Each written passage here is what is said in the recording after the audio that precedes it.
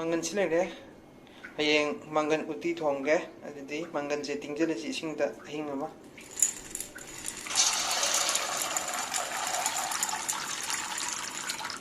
Tingjangre hayeng mangan uti thongbagi. Mangan pope. Adigi uti thongbada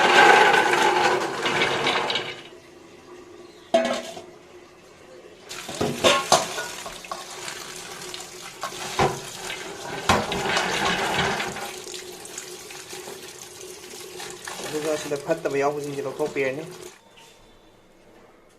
To see the Yungi Ching to it. The Yungi Ching, yamna, happy at the Yungi Ching. Uncle think talking Utitani, I do not change spoon any gumba, Hungumba happy any. Gumba happy any, for anything kind of come, I can't let pop talking saying I'm happy at them. I do go see the later, and I could be so that I go see the later. I do go tell you happy any. I do go. Mangan si the later, I do the Thongba horse young kuina. Such a lotopian. I have a soaked put pay tapagan that put the Soviet.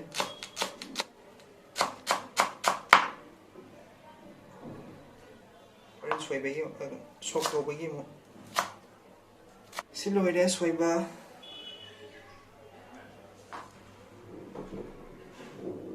Although Matam Purumuta Tilogze, Tilog Swabaze, Yana Heidi Tatan Swabed, Adu Hinzam Timuta, Hinzam Hogaita, the Tilogze, to resume the Parapat no Swabio.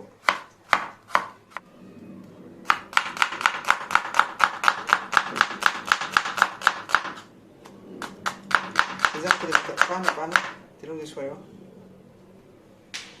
The Sing sorry, can have said, as I get seeing, have said any sing soda.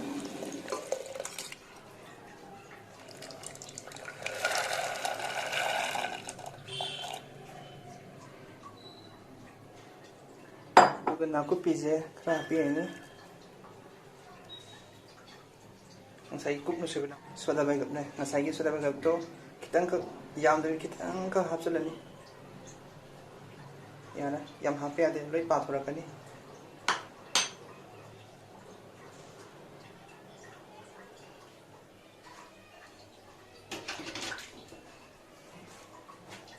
Aduh si hapel ya. Hapel kan dah.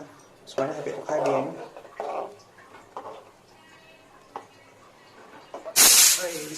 Cam này, ông có cam rồi. Có gì xí lấy đấy, cam mà vô mà tung nhiều, bằng cái lấy một lẽ,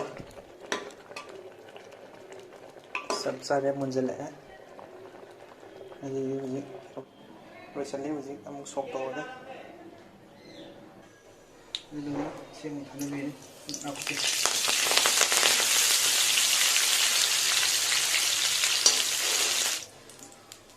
Nó thằng này đi.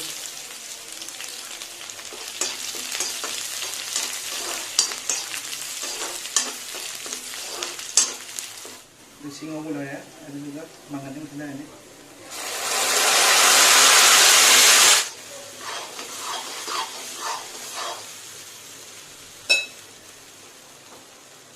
Juga masih kerap sembir ni semuanya.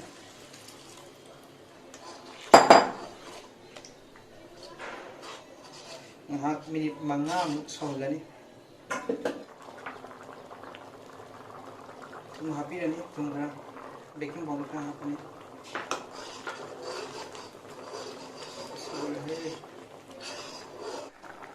Ngasai cái ngày Ooti Thongba đâu xin lỗi sẽ là cái đó đấy, sầu dần lẹ.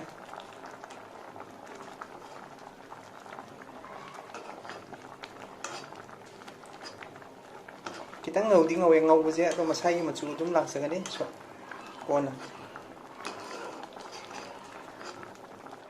Cái gì?